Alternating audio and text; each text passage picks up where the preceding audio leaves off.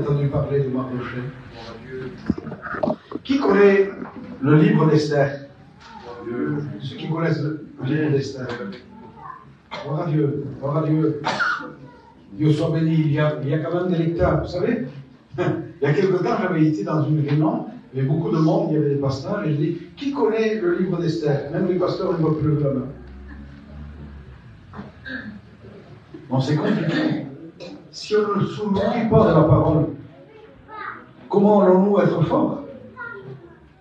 Vous savez, la vie nous démontre, si je ne me nourris pas, si je ne prends pas les forces, s'il n'y a pas les aliments qu'il faut, bien à un moment donné, je vais faiblir,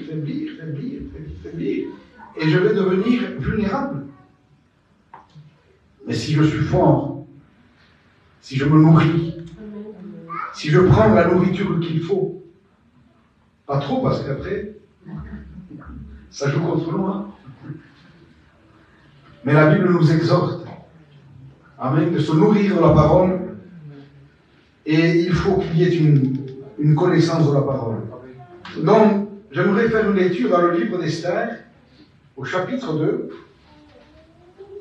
Livre d'Esther, au chapitre 2, et au verset 21. Qui c'est qui lit bien? Tu lis bien?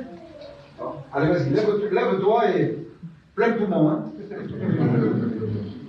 Dans ce même temps, comme Mardochée était assis à la porte du roi, Bitan et Térash, deux eunuques du roi, gardes du seuil, cédèrent à un mouvement d'irritation et voulurent porter la main sur le roi Assyrus.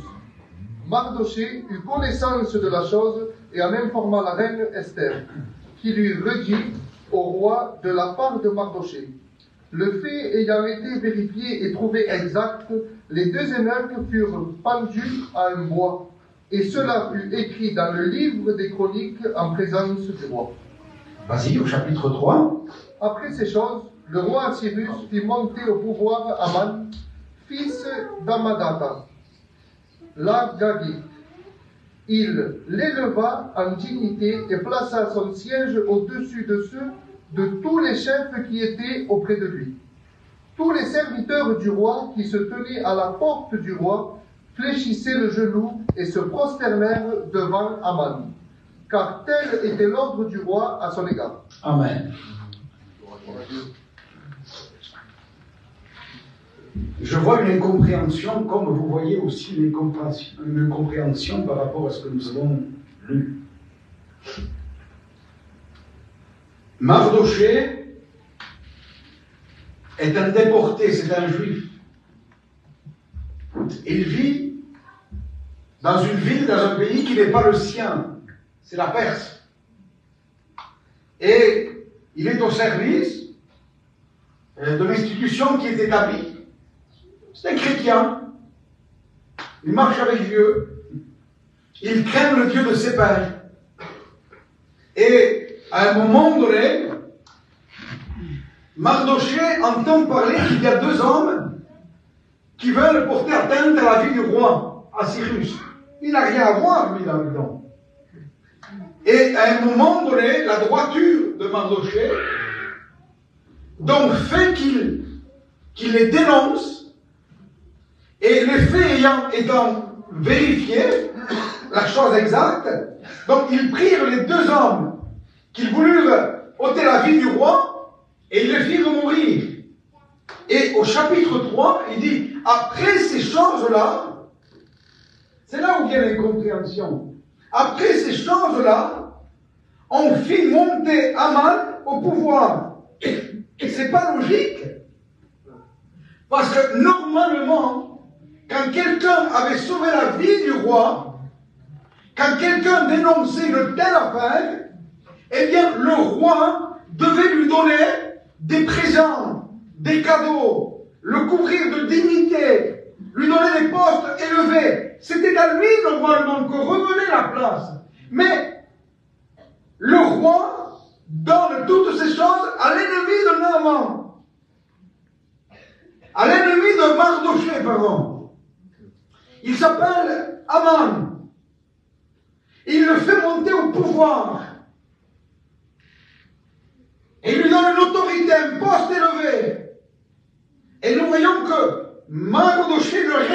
pas. Mais il vit quand même cette injustice. Il se dit, c'est moi qui ai fait tout le boulot. C'est moi qui ai dénoncé. C'est moi qui ai pris des risques. C'est moi qui ai sauvé la vie du roi. C'est moi qui me paye tout le boulot. Et il semblerait que le roi n'en tient aucun compte. Au lieu de me récompenser, au lieu de me bénir, c'est mon ennemi qui est honoré. Et parfois, dans le parcours de notre vie chrétienne, c'est comme ça. Il semblerait qu'on mérite certaines choses. Il semblerait que parfois, c'est injuste. Et il y a deux façons de le voir. Vous avez la façon qui dit, c'est injuste, je subis. C'est pas normal. Je marche avec Dieu, je suis un chrétien. Je fais tout mon possible pour être honnête, pour être droit. Et il m'arrive ça, la maladie. Et il m'arrive ça, le petit qui se drogue, le mari qui a ceci, la femme qui a cela, les incompréhensions de la famille, le travail qui ne marche pas. Je n'arrive pas à joindre le deux bouts. Qu'est-ce qui se passe? Et l'autre là-bas, il vit dans la drogue, il vit dans le péché, il vit dans l'alcool, il vit dans les vices, dans les passions, et il semblerait que tout lui va bien. Et parfois on dit, pourquoi, Seigneur? Ça vous est jamais arrivé? L'homme de Dieu, Asaph, c'était un homme de Dieu remarquable, c'était le chef de la chorale d'Israël. Essayez d'imaginer. Il était prophète de l'Éternel, il s'appelait Asaph. Et quand vous lisez le psaume 73, il dit, oui, Dieu est bon pour Israël, Dieu est bon pour tous ceux qui ont le cœur pur. C'est vrai, il dit. Mais moi, il dit, toutefois, mon pied allait glisser. Et on dit, Asaph, pourquoi ton pied allait glisser? Il dit, parce que je vivais dans l'incompréhension. Il dit, c'était injuste. Parce que j'ai vu que le méchant prospère. Je vis que l'orgueil leur sert de collier. Et j'ai vu qu'ils sont toujours à bon point. Et moi, il dit, c'est en vain que j'ai purifié mes mains dans l'innocence. Moi, il dit, j'ai essayé de faire le bien, il dit. Et il semblerait que j'ai du mal à réussir. Et eux, ils réussissent à tout point de vue. Et à un moment donné, il dit, la difficulté fut grande à mes yeux. Et il faut le dire, les frères, parfois, dans les moments d'incompréhension, la difficulté est grande à nos yeux. Et on se dit, pourquoi ces choses-là nous arrivent? Je voudrais vous dire, soit on le prend du point de vue, ça nous accable, ça nous détruit dans la foi, on baisse les bras et on fait faillite, ou sinon, à un moment donné, on le comprend, que ce qu'on peut traverser des moments d'incompréhension, Dieu s'en sert comme une école. Et il nous forme. Parce que la meilleure façon de nous former, c'est l'incompréhension. Voyez-vous, à un moment donné, Gédéon, avant le grand exploit, à un moment donné, Gédéon a dit, si l'Éternel est avec nous, pourquoi toutes ces choses nous arrivent? Il était accablé. Si vous prenez la vie de Joseph, il fait un songe, et Dieu lui montre qu'il va devenir le chef de tout, de toute l'Égypte, de tous ses frères. Et il est vendu par ses frères. Quelle incompréhension! Moïse, il est envoyé pour libérer le peuple. Et quand il va là-bas, c'est le contraire qui arrive. Pharaon dit maintenant, vous allez produire le même rythme de briques. On ne va pas vous fournir de la paille, la situation s'envenime. Imaginez-vous l'incompréhension de Moïse. David, il est loin pour être roi, et Dieu maintient Saül au pouvoir. Qu'est-ce qui se passe? Comment ça se fait? Vous prenez Shadrach, Meshach, Abednego. Je me sanctifie, je refuse de pécher contre Dieu, je refuse de me protéger devant les idoles, et je suis jeté dans la fournaise. Quelle incompréhension! Les incompréhensions, c'était leur formation. Et les incompréhensions que tu es en train de passer, c'est ta formation. Quand on ne comprend pas, on dit pourquoi, Seigneur? Des mois dans l'hôpital. Pourquoi, Seigneur, telle chose nous est arrivée? Pourquoi?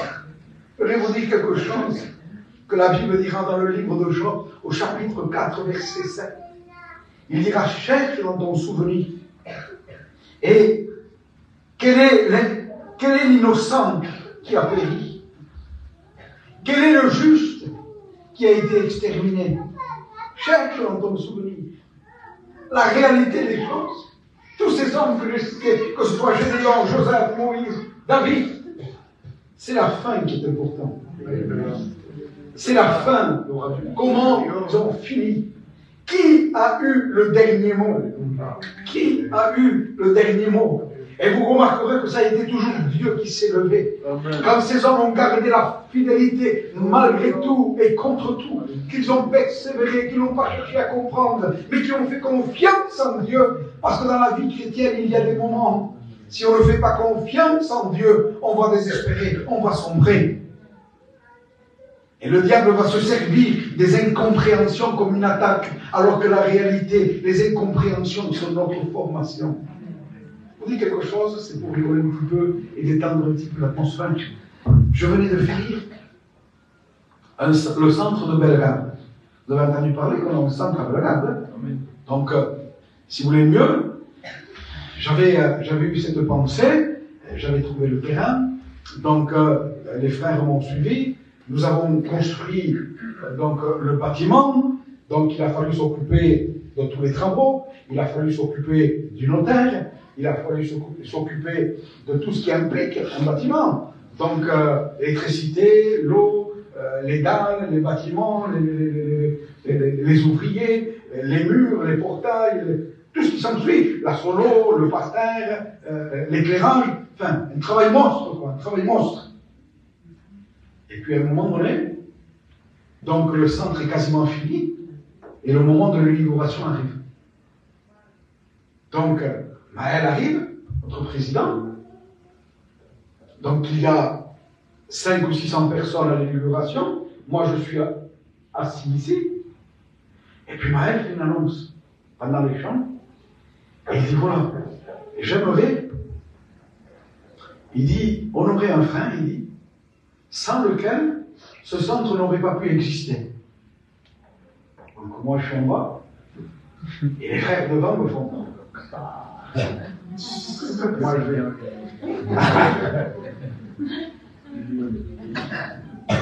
Et je suis là. Il dit voilà, alors j'aimerais appeler le frère Intel. Il appelle le frère. Celui qui nous avait vendu le terrain, lui, il a encaissé 50 000 euros, il est rentré chez lui. Et puis moi, je suis à genoux. Et les frères me regardent. Si moi, je le prends du mauvais côté, Ismaël devient mon ennemi numéro 1. C'est pas juste. Mais quand il est descendu, je lui ai raconté l'affaire, on en a rigolé pendant 2 jours. J'ai compris. J'ai compris.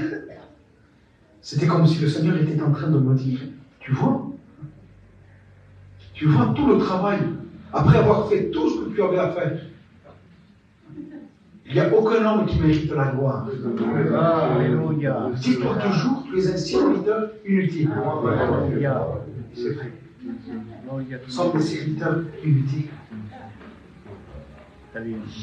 Mardoché, à un plus haut niveau, il vivait cette incompréhension.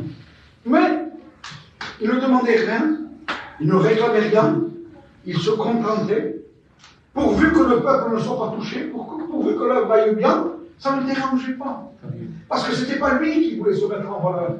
Lui, il se contentait de ce que la paix règne au milieu de ses frères. Il était tranquille, l'homme tranquille, voyez-vous. Et à un moment donné, Aman, son ennemi, le taquine. Il essaie par tous les moyens de le détourner. Et à un moment donné, il ne peut plus le voir, il ne peut plus le sentir. Il ne peut plus le sentir, il le dérange, parce que Mardoché ne se prosterne pas devant lui, il le dérange. Et à un moment donné, il ne le supporte plus, il fait quelque chose. Il va trouver le roi, en plus qu'il a la place, en plus que Mardoché n'a pas été récompensé. Si tu n'es pas récompensé aujourd'hui pour le travail que tu as fait, pour l'œuvre que tu as fait, pour les exploits que tu as fait, ce n'est qu'une question de temps. Dieu n'est pas injuste, dit la Bible. pour oublier la peine et que l'homme peut se donner pour lui. Ce n'est qu'une question de temps. Dieu connaît le temps, le moment opportun.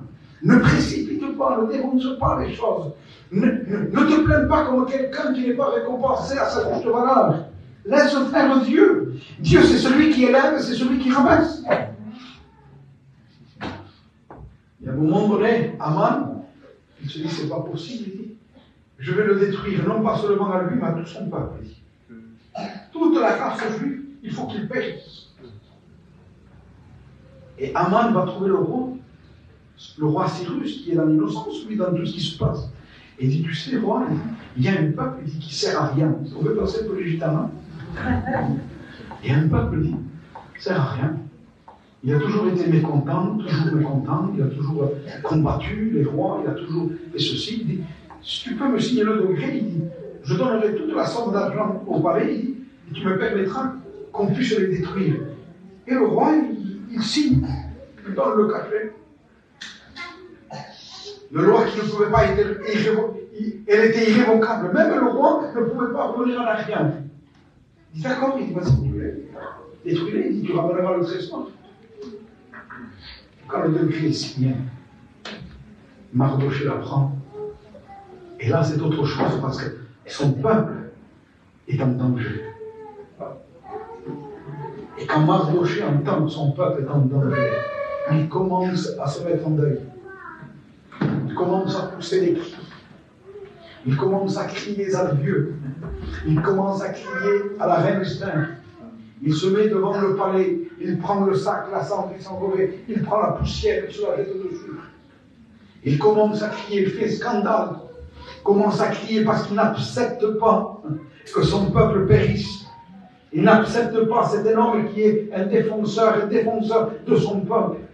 C'est un homme qui n'accepte pas que son peuple périsse. Dieu a besoin d'hommes, de femmes et d'églises qui n'acceptent pas la défaite, qui sont capables de crier à lui jour et nuit.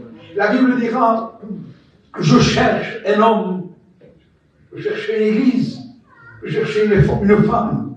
Il dit qu'ils se tiennent devant moi et qui élèvent un mur dans la prière. Et qui intercède pour le peuple, Je le cherche, et que Dieu soit béni si nous serions ce matin cette église. Amen. Qui intercède pour le peuple, qui intercède pour les bien-aimés, qui intercède pour ses enfants, qui intercède pour ses familles, qui intercède pour les coupables, qui intercède pour l'alcoolique, pour le drogué, peu importe, mais une église qui se tient devant Dieu. Mardochée se tenait devant Dieu. C'est ce qui a permis d'interpeller dans le palais la reine Esther. Vous savez ce qui a permis de faire l'exploit de Mardochée? C'était l'amour qu'il avait pour son peuple. Ce qui nous permettra de faire des exploits, c'est l'amour que nous pouvons avoir pour les hommes perdus. Mardochée, là, à un moment donné, le cri va tellement loin que la reine Esther entend dans le palais.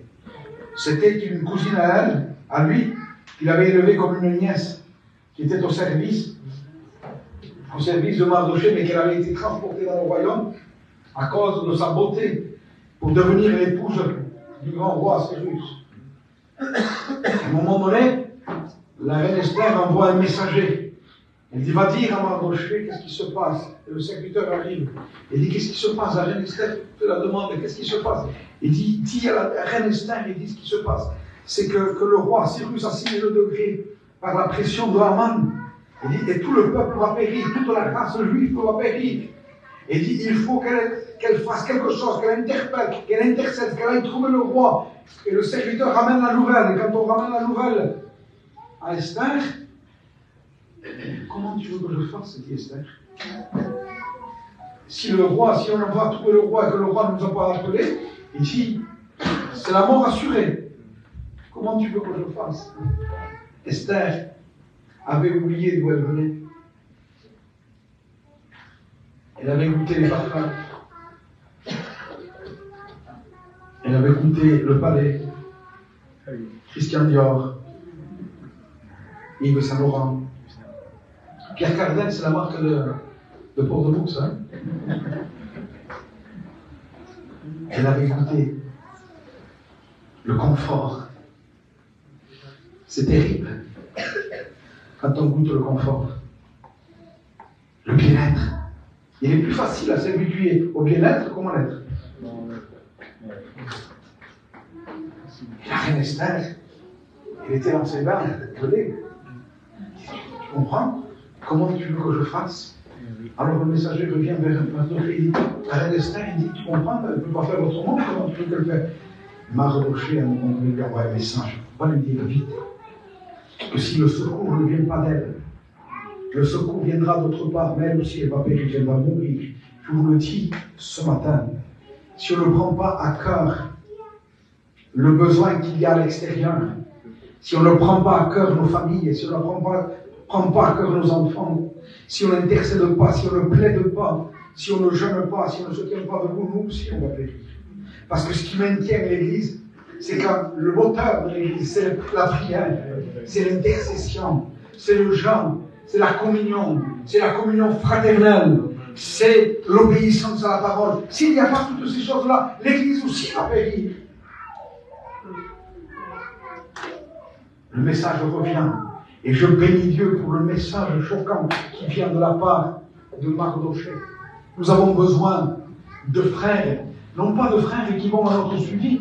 Ne t'en fais pas, Dieu va t'encourager. On fait un dégât, le Seigneur va t'encourager, il faut rester fidèle, il faut marcher avec Dieu. Non, non. Nous avons besoin de paroles qui viennent percuter nos cœurs et qui nous font prendre conscience et dire, où tu vas, frère? Où tu vas, frère? Tu vois pas le dégât que tu es en train de faire? Tu es sur une mauvaise voie, repends-toi, frère. Reviens, reprends conscience. On a besoin, vous savez, aujourd'hui, on ne sait pas dire autre chose. Le Seigneur va t'encourager, le Seigneur va te bénir, le Seigneur va il va te donner 20 €, il va pourvoir à tes besoins, il va te donner du gasoil, t'inquiète pas, du travail, presque un porte-bonheur, quoi. Et nous avons oublié que Dieu est juste. Que Dieu est justice. Avant que Dieu soit amour, Dieu est justice. Dieu est droiture. Aujourd'hui, tout le monde a droit à être béni. Non, mes frères et sœurs. Tout le monde n'a pas droit à la bénédiction. C'est une grâce de Dieu. Dieu bénit les siens. Et à un moment donné, on a besoin d'une parole qui vient nous percuter, nous faire prendre conscience. En disant, attention, frère. Vous savez, il y a un moment donné, quand on est en train de rouler avec les voitures, il y a des voyants, parfois qui s'allument. Donc quand c'est orange, c'est pas trop grave, on va dire attention. Ça vous prévient. Mais quand c'est rouge, à un moment donné, il faut s'arrêter. On dit si tu t'arrêtes pas, tu vas casser le moteur. Et je bénis Dieu pour ces voyants. Il y a des frères, ce sont des voyants qui viennent nous interpeller. Attention, frère. Attention, sœur. Tu es sur une mauvaise voie. Attention, si tu continues comme ça, il va y avoir des conséquences, il va y avoir des séquelles. On a besoin de frères comme ça, qui nous interpellent, non pas pour nous faire du mal, mais dans la vérité, dans l'amour. Vous savez, quand vous savez que quelqu'un vous aime, il peut vous dire tout ce qu'il veut. Vous savez que c'est pour votre intérêt. Vous l'acceptez. Esther, tu ne fais pas quelque chose, tu vas périr toi aussi. Esther prend conscience. Il va dire à Mardoché qu'il jeûne avec le peuple pendant 3 jours et 3 nuits. Moi aussi, je vais jeûner, je vais prier. Le message de Mardoché a percuté son cœur. Et je prie Dieu ce matin pour que ce message percute ton cœur. Qu'il nous fasse prendre conscience en disant, je n'ai pas le droit de vivre dans la légèreté. Je n'ai pas le droit de mépriser la grâce de Dieu. Je n'ai pas le droit de vivre comme un bon simple. Amen. Et j'ai un nom chrétien, petit-fils. Amen. Et les yeux du peuple, de ma famille, de mes bien-aimés, tout le monde les regarde, sont sur moi. Je n'ai pas le droit de me vautrer dans les fêtes. Je n'ai pas le droit de danser comme des païens. Et je n'ai pas le droit de pratiquer ce qui ne m'est pas permis de pratiquer. À un moment donné, le peuple jeûne, le peuple prie. Ils sont dans le jeûne, dans la prière. Vous savez quoi? Aman, son ennemi, il n'arrive pas à atteindre le jour du décret parce qu'il y a une date. Le soir, il ne peut plus. Il n'arrive plus à supporter. Il faut que je le fasse mourir. Il faut que je fasse mourir Mardoché. À un moment donné, vous savez quoi? il dit au serviteur, il dit, dressez un poteau, il dit. Dressez un poteau, mettez-y le corps, il dit, demain je le fais peindre. Demain, Mardoché va mourir. Comment Dieu conduit les choses? Dans la même nuit, le roi Cyrus n'arrive pas à trouver le sommeil. Tourne de côté, tourne de l'autre. Et à un moment donné, il dit, apportez-moi le livre des annales. Vous savez, le livre des souvenirs. Au moment opportun, quand Dieu le permet, le roi prend le livre. Parce qu'avant, quand il y avait des événements, tout était noté dans ce livre des annales. Et il tombe sur le passage que Mardoché a sauvé la vie du roi. Et à un moment donné, il appelle les serviteurs et dit, quelle récompense a-t-il reçu Mardoché pour avoir sauvé la vie du roi? Et les serviteurs disent, aucune. Aucune récompense. Bon. Aman attend le jour, attend que le jour se lève pour aller demander au roi la permission de faire pendre Mardoché. Il attend. 5 heures du matin, il est déjà debout. Il attend. Il est pressé, la haine, la rancune. Vous voyez, il le rentre. Dès que le jour se lève, 8 heures, j'y vais. Il commence à partir. Et à un moment donné, il rentre dans le palais. Et on dit au roi Cyrus, Aman est ici. Faites-le rentrer. Quand il rentre, avant qu'il ouvre la bouche, le roi dit, Aman, oui, que faut-il faire pour un homme dont le roi veut honorer? Qu'est-ce qu'il faut faire? Il dit. Et lui, il se dit, quel autre que moi, le roi voudrait-il honorer? Il dit qu'il faut qu'il prenne le cheval du roi, qu'il l'estalle dessus, qu'il lui mette sa couronne, son vêtement royal, et que quelqu'un le transporte dans toute la ville, et qu'il dise, c'est ainsi que l'on fait à l'homme que le roi veut honorer. Il dit, fais tout ce que tu as dit pour Mardoché. Et n'oublie rien, il dit, ne néglige rien de tout ce que tu viens de me dire. Si c'est moi, je fais le reste. Je vends les armes. Si c'est moi, je vends les armes. D'accord, Seigneur, j'ai compris. J'ai compris, c'est bon. J'abandonne le corps. Vous imaginez, si tu n'as pas reçu la bénédiction que tu as droit, c'est parce que c'est au moment opportun que Dieu va te la donner. Si tu n'es pas encore exaucé, ne t'en prends pas à Dieu. Fais-lui confiance. Amen. Il connaît le moment. Il connaît les temps favorables. S'imaginez, Aman prend le cheval, Mardoché dessus, il le promène dans toute la ville. C'est ainsi que l'on fait à l'homme que le roi veut honorer. Imaginez-vous la honte pour lui. Imaginez-vous la honte pour lui. La Bible dira, celui qui creuse une fosse, il tombera lui-même. Celui qui creuse une fosse, il tombera lui-même. À un moment donné, il finit la journée, il finit de le trembler. À un moment donné, la tête couverte, il rentre chez lui. Aman rentre chez lui, sa femme elle est là, il l'attend. Quand il arrive, le poteau est déjà dressé. Il dit alors, il dit, tu sais pas ce qui m'est arrivé? Il dit, je suis allé chez le roi pour demander de faire pendre. Il m'a demandé de l'honorer. Il m'a demandé tout le contraire. Et sa femme lui explique. Il dit, écoute bien, écoute Aman. Parfois, vous savez, chez nous, on ne veut pas trop que la femme s'exprime. Surtout quand c'est pour nous contrarier. Et parfois, il faut savoir l'écouter. Et moi, à la place de Aman, cette fois-ci, je vais écouter mon épouse.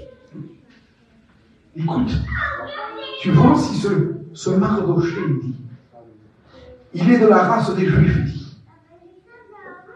Ça voulait dire que si Dieu est avec lui, il dit, tu ne pourras rien faire devant lui, il dit, mais tu tomberas. C'est moi? Ah oui? D'accord. Moi aussi, je suis d'accord avec toi. Le Seigneur me l'a montré. Lui persiste.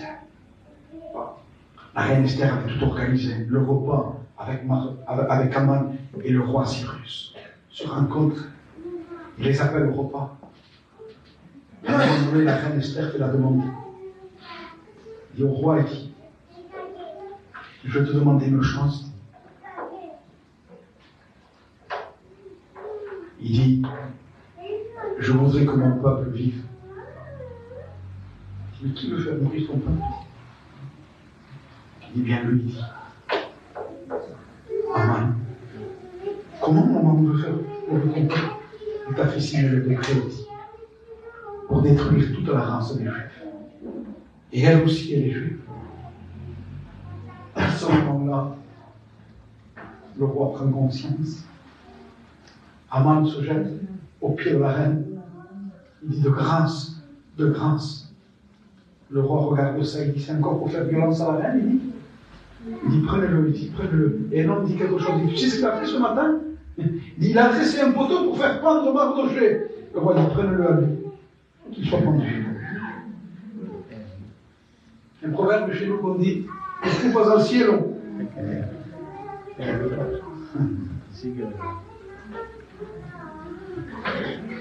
Lui qui prend l'épée et qui va par l'épée. Frères et sœurs, faisons attention, ne combattons jamais le bien par le mal. Jamais. Et à ce moment-là, Dieu se lève pour le peuple juif. Pourquoi il se lève?